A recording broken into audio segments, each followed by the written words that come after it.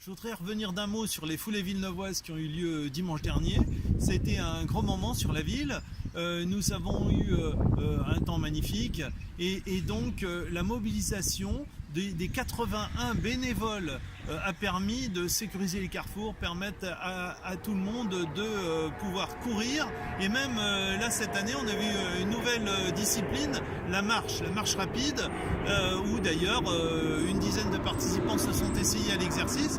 Alors c'est vraiment très convivial, y compris la course, puisqu'on peut courir par équipe, en binôme, et même certains champions peuvent s'exprimer. Cette année on a eu la surprise de voir arriver un petit détachement des sentinelles, ceux qui assurent la sécurité, notre sécurité, et bien sûr comme ce sont des militaires jeunes fringants, et ils se sont placés parmi les premiers.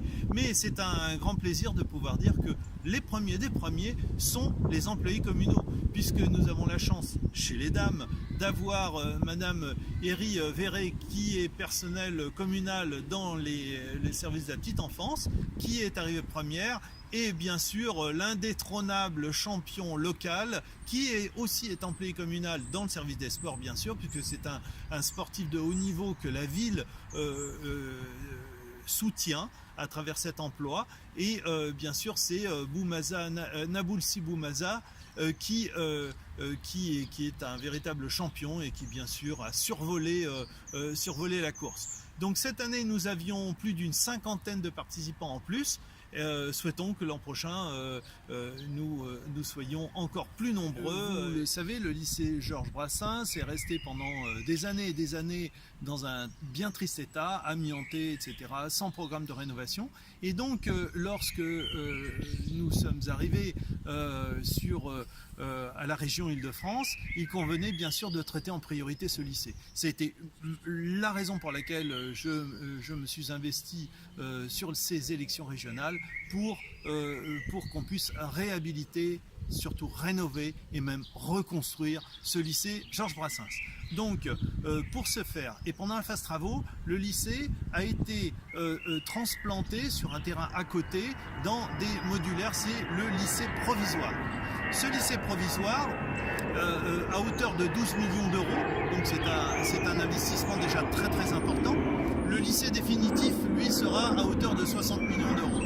Mais sur ces 12 millions d'euros, pendant en gros 4 ans, les enfants vont étudier à l'intérieur de ce nouveau lycée provisoire. Ce lycée provisoire nécessitait certains travaux d'adaptation, ce qui est normal, donc on le construit et après à l'usage, pour tirer les enseignements, en tirant les enseignements des premiers mois, eh bien, il convenait de faire un certain nombre d'adaptations. Ces adaptations tournent autour essentiellement de l'isolation phonique et thermique, certaines adaptations, notamment isolation phonique à l'intérieur des blocs, de façon à offrir un plus grand confort aux enseignants et aux enfants.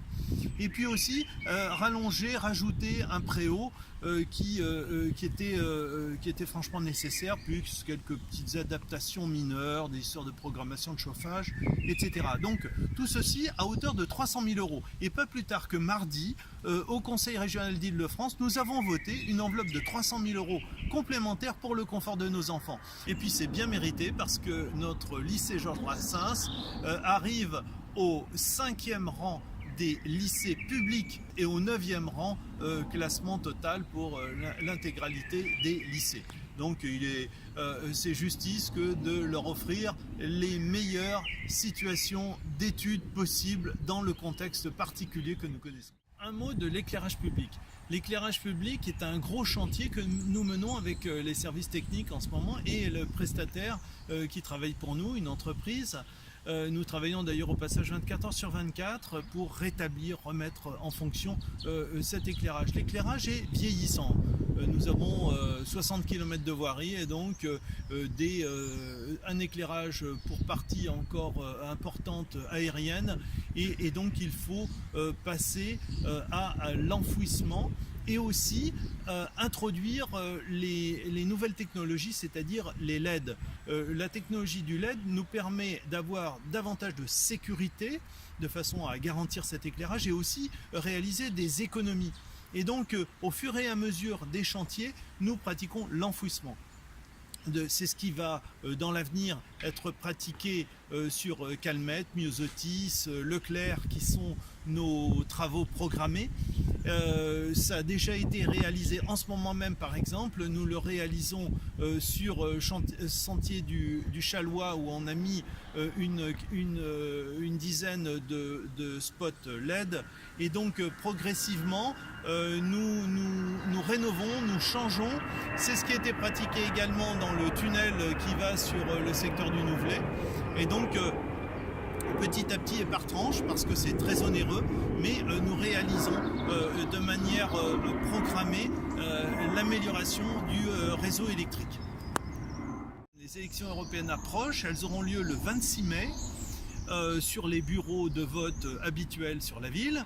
Et donc, en amont, bien sûr, il faut être inscrit sur les listes électorales. Alors, c'est le rendez-vous en ce moment même. Donc, il convient de s'inscrire, pour ceux qui ne le sont pas encore, s'inscrire sur les listes électorales avant le 31 mars. Pour plus de commodité, électroniquement jusqu'au 31 mars. Mais de fait, comme ça tombe le dernier jour ouvrable étant le 30, attention, inscrivez-vous au guichet unique jusqu'au 30 mars. Donc ce sont des formalités absolument obligatoires. Il faut absolument s'y conformer, avec une particularité, c'est que les communautés européennes, c'est-à-dire les ressortissants des pays européens, comme la communauté portugaise par exemple, espagnole, italienne, peuvent tout à fait participer à ces élections. Ils figurent sur des listes complémentaires à la liste nationale. Donc n'hésitez pas, venez nombreux participer à cette élection importante que sont les élections européennes. Enfin, et de manière générale, si vous voulez aborder n'importe quel sujet en lien avec l'actualité communale, eh bien n'hésitez pas, vous pouvez me retrouver sur le marché le dimanche matin de 10h à midi sans rendez-vous. Donc là, nous pourrons échanger, aborder les sujets que vous désirez.